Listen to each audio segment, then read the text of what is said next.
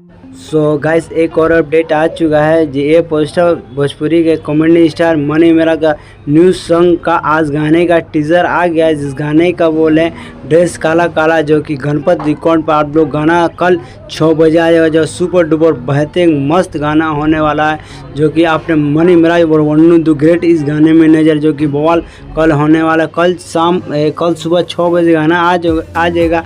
आप लोग गाना सुनो और बहुत ही ज़बरदस्त तरीका और मनी मिराज के साथ इस गाने को गाया है विनय विकास। बहुत ही अच्छा कलाकार है और बहुत सारे गाना मनी मिराज का गाना का आवाज़ दिए, बहुत सुपर डुपर बेहतरीन मस्त। और इस गाने को गाया सेल्फी राज, बहुत ही खूबसूरत है, जो भोजपुरी में अब तक का मनी मिराज का सबसे हाई बजट का गाना वाला। और एक सब रहेगा मनी मिराज और वन्नू द ग्रेट का ज़बरदस्त तरीके से गाना आने वाला सुपर डुपर बेहतरीन, जो कि मनी मिराज खुद ही ब्रांड बन जाए। उनका गाना 100 मिलियन पार होता है। और एक और खबर बता कि उनका हाल ही वेलकम 2 का भी शूटिंग का मुहूर्त हो चुका है। कुछ ही दिनों में ये वेलकम 2 का शूटिंग चालू होने वाला है, जो कि पहला शूटिंग लखनऊ मुंबई जैसे शहरों में होने वाला। आप लोग गाना सुनिए, कल 6 बजे आएगा।